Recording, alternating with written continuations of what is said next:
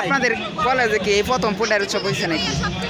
আমরা আসছি পরে থেকে মনে হয় কলেজে তো আমরা অনেক আগে থেকে এই প্রথম তো এই যে প্রথম পিঠার উৎসব হয়েছে এই নিয়ে আপনার অনুভূতি কি? অনেক ভালো। অনেক ভালো। এই যে ব্যবসায়ী সফল ব্যবসায়ী বলতে পারেন, উদ্যোক্তা বলতে পারেন, মানে পিঠা এমনি যথেষ্ট পরিমাণে বিক্রি হচ্ছে। বুঝছি, বুঝছি। আর এমনি কিরম বেচা কেনা হচ্ছে সকাল থেকে? ভালো। আমরা প্রায় 40টা আইটেমের মতো রাখা হয়েছে। এখানে দামও মোটামুটি মানে আর কি একটু রাখা হয়েছে, প্রায় শেষ পর্যায়ে আছে। আচ্ছা, আপনারা কি মনে করেন যে প্রতিটি কলেজে কি এরকম পিঠার উৎসব দেওয়া? হ্যাঁ, স্টুডেন্টদের জন্য বিনোদনের একটা ব্যবস্থার জন্য এরকম একটা পিঠা উৎসব হচ্ছে। দেখেন আজকে এই পিঠা উৎসব থেকে মেয়েরা অনেক পিঠা সম্পর্কে জানতে পারছে, তারপর বানাতেও পারবে। অনেক বাঙালির ঐতিহ্য সম্পর্কে অনেকে ধারণা সত্যি আমরা মনে করি সবার প্রধান্য করেছে মানে বিয়ের প্রথম ধাপ পিঠা বানানো এত কিছু। ঠিক আছে, পিঠা কে বানাইছে? আপনারা বানাইছেন? আপনার নিজেরা? আপনারা কি কিসে পড়েন?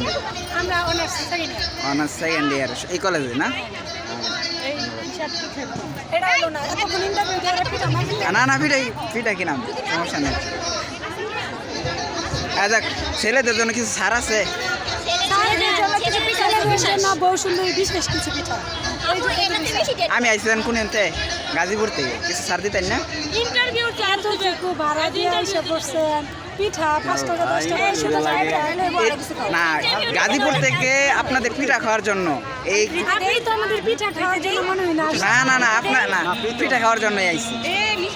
আপনার আমার চিনা চিনা লাগে ওই যে আরে দেখছেন, আঙ্গুল। সত্যি কথা আগে আগে আমি জিজ্ঞাইতেছি না না সত্য কথা ইয়াল্লা আমি তাদের আয়ো। হ্যালো বিএস, সবাই কেমন আছেন? আশা করি সবাই ভালো আছেন। তো এই মুহূর্তে যারা দেখতে পারছেন একটি পিঠার উৎসব এইখানে হচ্ছে।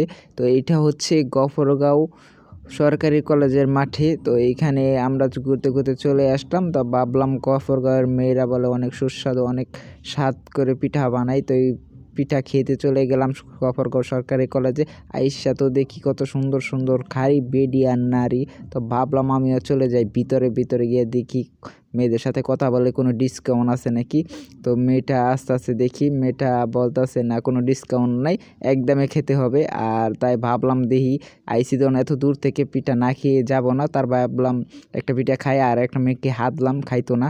আর যাই হোক ব্যাপার না, আমি খেয়ে টেস্ট করি, সেই স্বাদ। আসলে গফরগাঁও মেয়েদের পিঠা খুব সুস্বাদু। তো সবাই ভিডিওটি ভালো লাইক কমেন্ট করবেন।